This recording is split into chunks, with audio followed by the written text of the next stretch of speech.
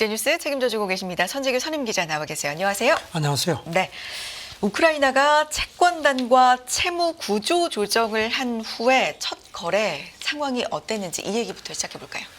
전쟁도 하려면 역시 경제가 뒷받침 돼야 됩니다. 우크라이나가 지난달에 그 발표를 했는데 채권단하고 200억 달러 정도 채무 구조 조정에 합의를 했다고 했습니다. 그래서 지난달 8월 1일자로 외채 상환도 일시 중단한다고 발표를 했고요. 네. 그리고 나서 이제 현재 시간으로 화요일 그저께부터 다시 그 우크라이나 채권이 거래가 되기 시작했습니다. 로이터 보도를 보면은 그 첫 거래가 시작되면서 상당히 관심들은 보였는데 방향성이 전혀 보이지 않는다는 겁니다. 팔고 사고 뭐 그냥 굉장히 엇갈렸다고 합니다. 네.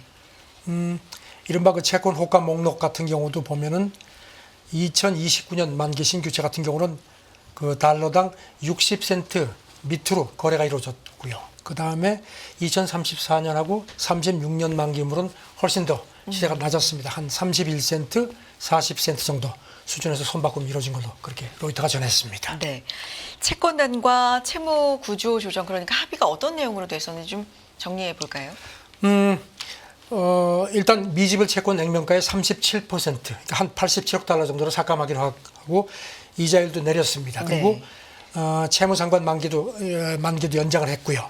그리고 이제 이자 지급은 내년 2월부터 하기로 했고 원금은 2029년부터 갚아나가기로 그렇게 합의가 됐습니다. 네. 이렇게 되니까 이제 200억 달러 가운데 앞으로 3년 동안 이제 우크라이나가 한 114억 달러 정도를 조금 이렇게 좀 늦게 갚아도 되게끔 되어 있습니다. 약간의 여유를 준 겁니다. 네. 하지만 뭐 재정 압박은 여전합니다. 보면은 그 우크라이나가 채권 조정한 게요. 그 러시아가 크림반도 합병하고 나서 그 다음해인 2015년에 한 번 했고요. 그리고 이제 이번에 이제 했는데 전쟁하고 나서 이제 다시 이제 그 조정을 한 겁니다. 이게 뭐 사상 유례 없이 신속하게 진행됐다 이런 평가도 있었잖아요. 왜냐하면 지금 네. 그 트럼프가 만약에 집권을 하게 되면 이제 우크라이나 지원을 끊겠다고 계속 이제 얘기를 해놓으니까 이제 채권단도 급하고 우크라이나도 좀 급했습니다. 그래서 사실 굉장히 시간이 걸리는 건데 아주 빠르게 진행이 됐다는 게 이제 소식통들의 귀띔입니다. 네. 자, 다음 얘기 좀 넘어가 보도록 할까요? 러시아 중앙은행 인플레 위험이 여전하다 이렇게 밝혔다. 지금 어떤 상황일까요? 러시아가 지금 뭐 전쟁 때문에 돈이 엄청나게 풀려 있죠. 네. 러시아 중앙은행장이 인플레 위험이 여전하다고 그렇게 밝힌 걸로 보도가 됐습니다. 7월에 정점을 찍은 것 같은데 하지만 중기적으로 보면은 위험이 여전하다 이렇게 판단을 한 걸로 되어 있습니다. 네. 그리고 지속적인 인플레 둔화를 기대하는 것도 시기상조다. 글쎄 푸틴이 중앙은행장 발언이 조금 마음에 안 들 것 같습니다. 지금 러시아 중앙은행이 오는 19일 이제 금리 회의를 하는데 참고로 말씀드리면 작년에 5번 올렸습니다. 그리고 올해 7월에 지난 7월에 올려가지고 지금 18%인데 기준금리가요. 기준금리가요. 근데 네. 이제 이번에 1% 포인트를 더 높이지 않겠는 게 그 시장 전문가들의 관측입니다. 네. 그렇군요. 그러면 인플레는 지금 예상치가 어떻게 나오고 있는 상황인가요? 4%에서 4.5%를 지금 목표대로 잡고 있는데 지금 올해는 한 7%대까지 올라갈 것 같다는 게 이제 중앙은행 관측이고요. 그리고 내년에는 목표치에 좀 부합할 것 같다는 전망을 했습니다. 네. 그 러시아 중앙은행 총재가 그 지난번에 그 앞서서 회견하면서 정말 경제가 너무 과열됐다. 그러니까 뭐 물가도 그렇고 실질 임금 상승률, 그다음에 실업률도 그렇고 모든 게 지금 너무 과열돼 있다. 그러니까 16년새의 과열 그 수준이 가장 강하다는 겁니다. 그렇게 얘기를 했는데요. 지금 물가가 뭐 지금 잡기가 아마 쉽지 않을 겁니다.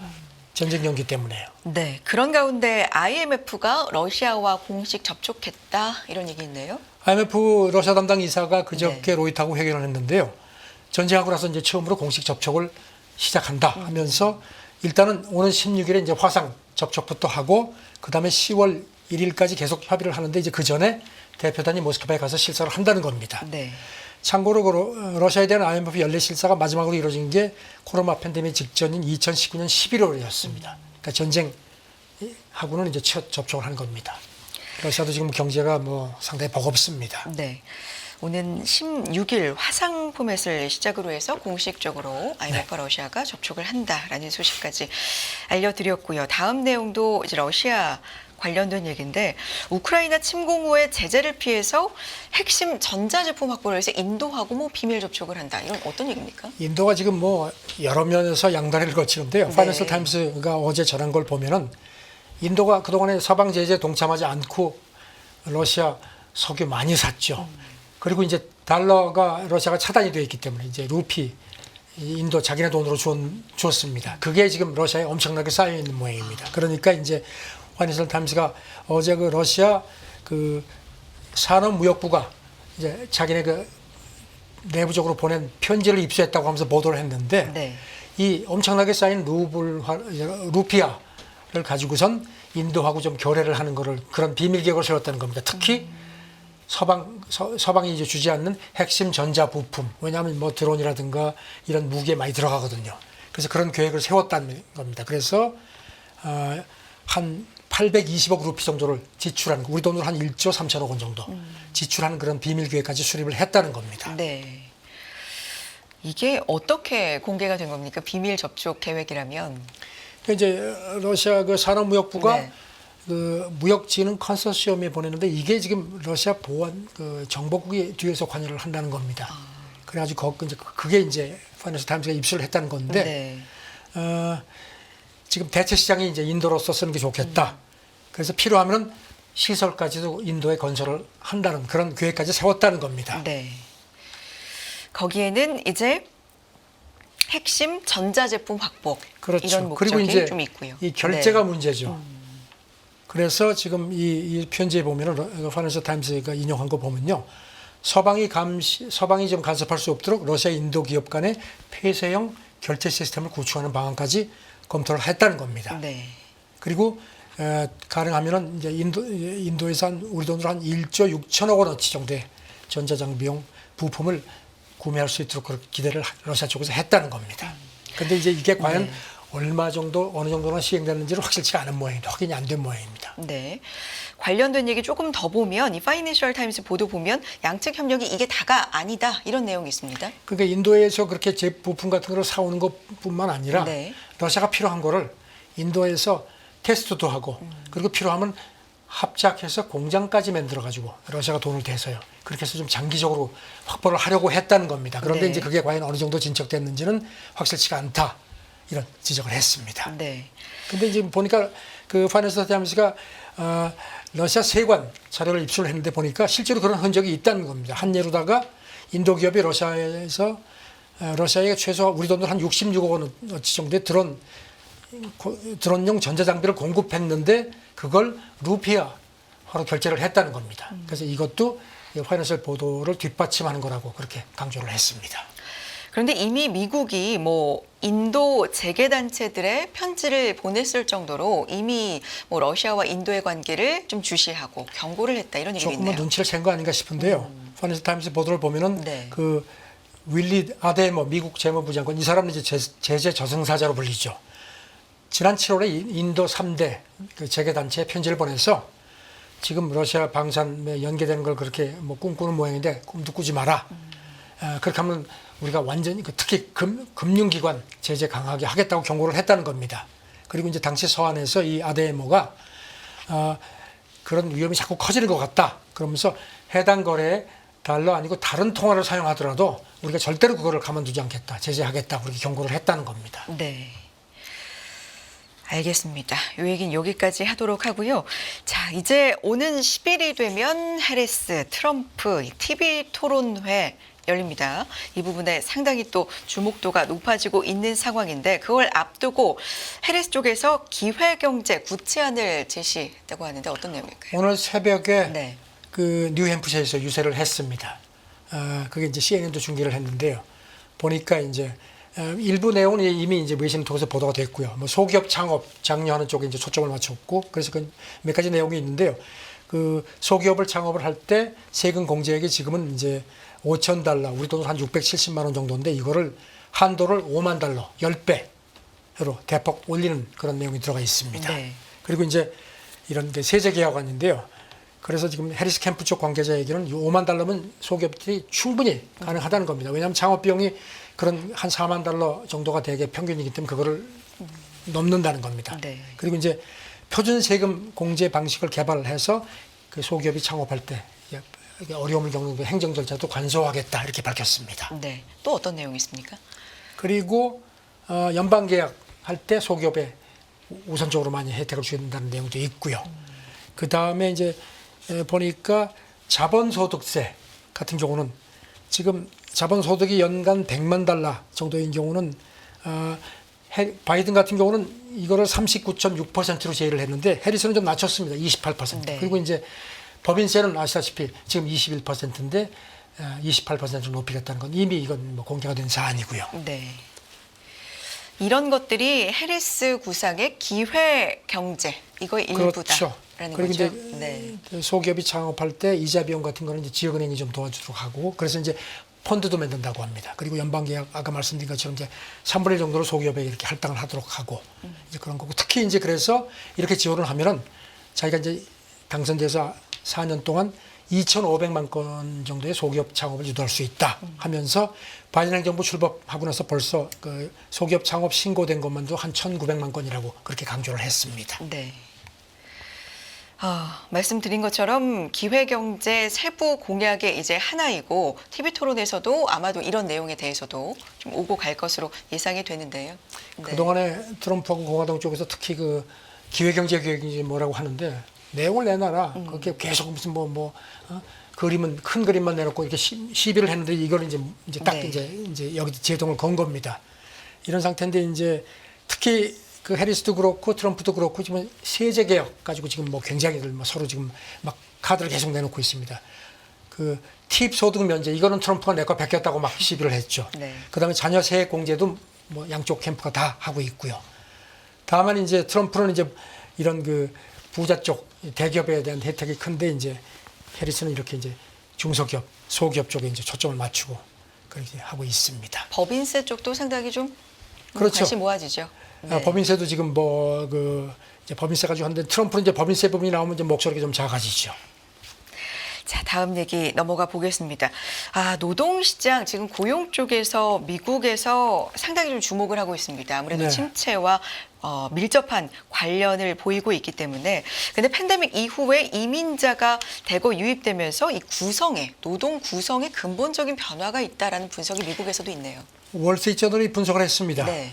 지금 최근에 미국의 이민자들이 엄청나게 들어왔죠. 바이든 행정부 들어서고 나서. 그리고 이제 상당수의 불법 이민. 가지고 그게 때문에 지금 트럼프가 물고 늘어지고 해리스도 그것 때문에 지금 고민이 많죠. 이런데 저널 분석을 보니까 2021년 초부터 지난달까지 보니까 한 930만 명 정도가 미국에 순유입이 된 걸로 그렇게 미국 의회 예산국 집계를 한 거로 되어 있습니다. 네. 이거는 10년 새 들어왔던 거하고 합친 것하고 거의 맞먹는 규모. 굉장히 많이 들어왔습니다. 그 바람에 미국의 인구 증가율이 연 1.2%, 딴 데는 다 인구가 주는데 미국은 지금 인구가 늘어나는 거에 있습니다. 네. 그래서 1990년대 초에 가장 증가폭이 큽니다.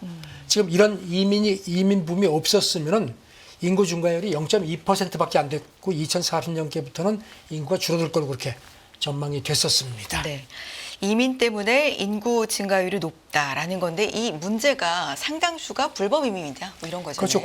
960만 명 가운데 합법적인 영주권을 받아가지고 들어오는 사람은 260만 명. 그다음에 이제 뭐 학생 뭐 이런 사람들은 23만 명이고 나머지 한 650만 명이 이제 이른바 기타 외국인인데 그 중에 상당수가 불법 입국입니다. 특히 미국 남부 국경으로 넘어온 케이스가 많고요. 네. 이 사람들이 와가지고 이제 뭐 망명신청도 뭐 이렇게 하니까 법원에서 지금 이제 절차를 기다리니까 그게 몇 년이 걸리거든요. 그 사이에 편법 취업을 한다는 겁니다. 그런데 이게 이제 동전의 양면성이 있는 겁니다.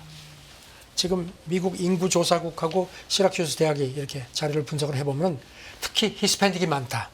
이 사람들이 젊고 교육 수준이 낮으니까 이런 그 저임 일자리에 상당수 들어간다는 겁니다. 네. 그러니까 이제 그런 걸 채우는 효과는 있는데 생산성이 좀 떨어지고 그다음에 이제 미국도 이런 저임금 저임 일자리를 원하는 사람들이 많은데 이제 그 기회를 뺏는다는 거죠. 낮은 임금도 막 그냥 받아들이니까요. 네. 그래서 이런 양면성이 있다는 겁니다.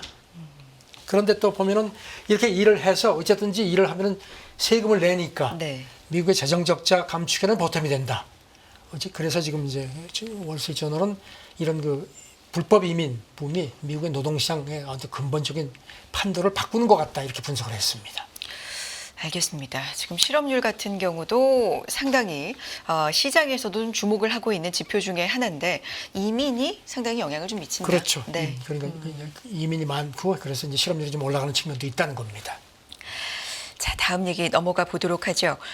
유학생들에게 인기가 있는 나라 중에 하나 캐나다. 최근 근데 입국 거부가 크게 늘었다고요?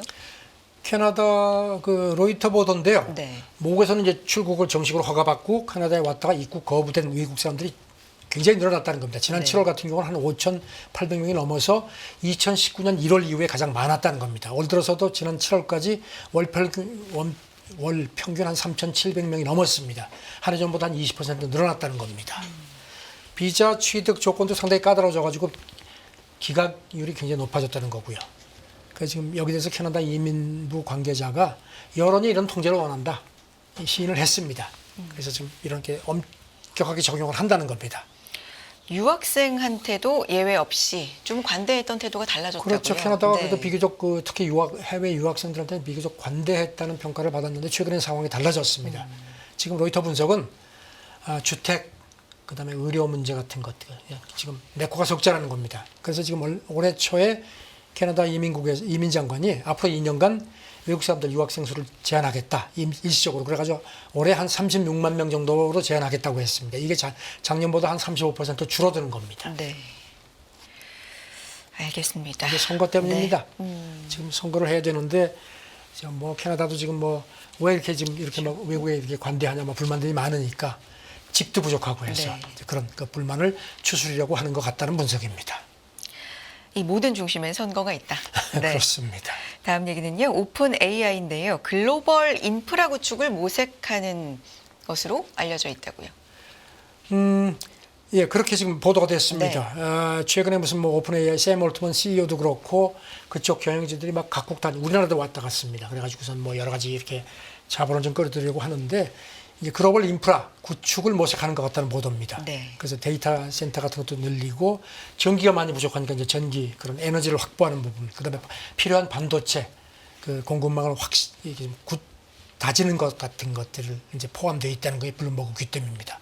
엄청난 돈이 이제 소요가 되는데 일단 미국의 이런 그 기반을 해서 이제 구축을 시작을 하면서 캐나다 여기 이제 돈을 미국도 그렇고 캐나다, 우리나라, 일본, 아랍에미리트 같은 데도 이렇게 참여시키려고 한다는 겁니다. 그 관련된 얘기로 이 얘기가 이제 시장에서는 좀 주목을 받았었거든요. 그러니까 투자를 받는 거죠. 이렇게 그렇죠. 도는 그 네. 시기가 있었는데 오픈AI 추가 자금 조달을 위해서 회사의 구조 변화를 모색한다. 이건 어떤 얘기입니까? 뉴욕타임스 보도인데요. 네. 아시다시피 2019년에 마이크로소프트에서 130억 달러 투자 받았죠. 네. 그런데 이제 최근에 대규모로 추가 투자를 받으려고 하는데 뭐 그동안에 많이 알려졌죠. 지금 보면 뭐 애플, 뭐 엔비디아도 지금 집어넣겠다고 하고 네. 하는데 그래서 이제 이렇게 투자를 더 받아야 되니까 지금 아시다시피 오픈 AI는 지금 비영리 조직으로 되어 있거든요. 그래서 지난번에 챗 GPT 개발할 때는 영리 법인을 따로 만들어서 그거를 비영리 법인인 이사회가 통제하니까 투자를 해도 경영에 그 목소리를 낼 수가 없는 겁니다. 그러니까 이제 이번에 이제 오픈 AI 그 경영진들이 투자 가능한 사람들을 만나면서 우리가 좀 더 이런 부분을 많이 개선을 하겠다. 그래서 아마 이런 비영리 법인 이런 구조 자체를 좀 손질을 본격적으로 하려는 게 아니냐 그런 관측입니다. 알겠습니다. 그런데 투자를 받아는 문제인 게요. 네. 중동 국부펀드나 중국 같은 투자를 받으면 이게 또 미국에서 그 국가 안보 문제하고도 걸리는 그런 걸림돌이 있다는 겁니다. 네. 그런 부분까지도 또 고려를 좀 해야 되는군요. 네. 이번에 펀딩 라운드와 관련된 얘기도 좀 많았었는데 짚어주셨고요. 다음 얘기는 이 AI 얘기할 때 이제 데이터 센터 얘기 안 할 수가 없는데 그러면 또 환경 문제와 연결이 되잖아요. 전기 잡아먹는 하마다 그렇죠. 뭐 그런 얘기죠. 네. 그래서 모건 스탠리가 보고서를 냈는데요. 지금 그 이런 뭐 구글, 마이크로소프트, 베타, 아마존 같은 IT 공룡들이 뭐 인공지능하고 클라우드 컴퓨터 비즈니스가 이제 앞으로 커지니까 그렇죠. 데이터 센터 계속 지금 만드는데 네. 이것 때문에 이 추세면은 2020년대 말까지 무려 25억 톤의 탄소를 배출할 것 같다. 이게 지금 미국이 한 해 뿜어내는 전체 분량의 한 40% 어마어마하다는 겁니다. 그런데 이런 그 측면이 있는데 또 그러니까 이제 IT 기업들이 이걸 이제 줄여야 하는 네. 이 의무도 있기 때문에 그래서 탄소 제거 솔루션 시장이 커질 거다.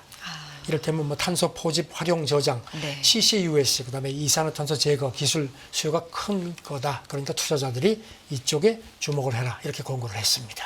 일명 그린 빌딩 자재 부문이 좀 투자가 늘 것이다라는 관측이군요. 여기까지 듣겠습니다. 선재교 선임 기자 함께했습니다. 고맙습니다. 네, 감사합니다. 100세 시대는 옛말, 이제는 120세 시대를 준비해야 합니다. 여러분은 어떤 준비를 하고 계신가요? 나의 미래를 단단하게 만드는 가장 현실적인 세 가지 도구. 세 가지 도구가 준비된 자만이 더 나은 미래의 주인이 될 수 있습니다. 흔들리지 않는 미래를 위한 인생 전략. 지금 만나보세요.